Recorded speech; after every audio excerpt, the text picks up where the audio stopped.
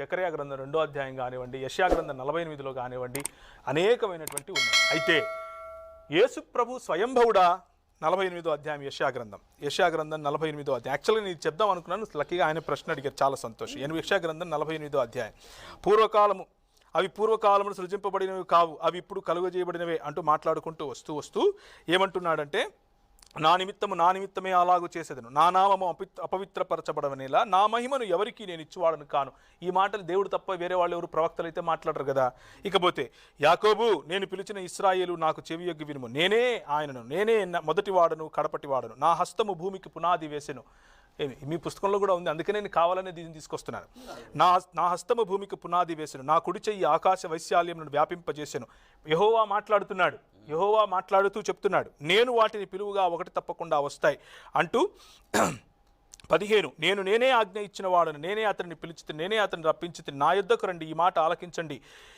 ఆది నుండి నేను రహస్యముగా మాట్లాడిన వాడను కాను. యెహోవానే మాట్లాడుతున్నాడు. ఏమంటున్నాడు అంటే, ఆది నుండి, ఇంతవరకు జాన్ గారు చెప్పినట్లుగా ఆది అని అంటే సృష్టికి ముందు ఆది నుండి నేను రహస్యముగా మాట్లాడిన వాడను కాను, అది పుట్టిన కాలము మొదలుకొని నేను అక్కడ ఉన్నవాడను. అంటే ఆది అన్నది, సమయం అన్నది పుట్టినప్పటి నుంచి ఆయన అక్కడ ఉన్నాడు. ఇప్పుడు ప్రభువగు యెహోవాయు, ఈ మాట్లాడేటటువంటి యెహోవానే ఏమంటున్నాడంటే, ఇప్పుడు ప్రభువగు యెహోవాయు ఆయన ఆత్మయు, లేకపోతే తన ఆత్మ నన్ను పంపి ఉన్నాడు. ఎవరైనా మాట్లాడే యెహోవా మరియు ఆయన ఆత్మ పంపుతున్నారు.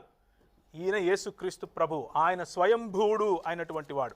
స్వయంభూ అంటే అర్థం ఏమిటి అని అంటే, మీరు చెప్తారు కానీ అపార్థమా లేకపోతే పెడార్థమా? స్వయంభూ అంటే అర్థం ఏమిటి అని అంటే, తన్ను తాను సృష్టించుకున్నవాడని కాదు. స్వయంభూ అంటే ఎవరి ప్రమేయము లేకుండా ఉనికిలో ఉన్నవాడు అని అర్థం. సమయం అన్నది కూడా పుట్టక మునుపు నుంచి నేను ఉన్నాను అని చెప్పేటటువంటి యెహోవా ఇంకెవరో కాదు, ప్రభు అయిన యేసుక్రీస్తు. ఇదే మాట మీకా గ్రంథం 5వ అధ్యాయం 2 నుంచి చదివితే, క్రిస్మస్ టైంలో చదువుతూ ఉంటారు. మీరు వరంగల్ గుంతకల్ నుంచి ఫోన్ చేశారు, గుంతకల్ నుంచేనా ఏదో అనంతపురం. సో క్రిస్మస్ టైంలో చదువుతూ ఉంటాం.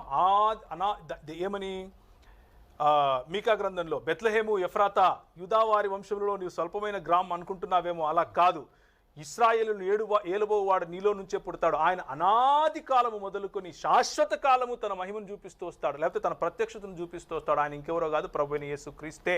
అనాది కాలం అంటే ఇంతవరకు మన జాన్ గారు చెప్పినట్లు సృష్టికి ముందు, సృష్టి అన్నటువంటి కేటగిరీలో యేసు ప్రభువు లేడు. కాబట్టి ఆయన స్వయంభూడు. ఒకవేళ ఎవరైనా సృష్టిస్తే ఆయన సృష్టిలోనికి వచ్చిన వాడైతే ఆయన స్వయంభూడు కాదు. పుట్టాడు అని అన్నారు, దాన్ని నేను కొట్టిపారేశాను ఇప్పుడే మీ ముందే. 2వ అధ్యాయం కీర్తనల గ్రంథంలో మీరు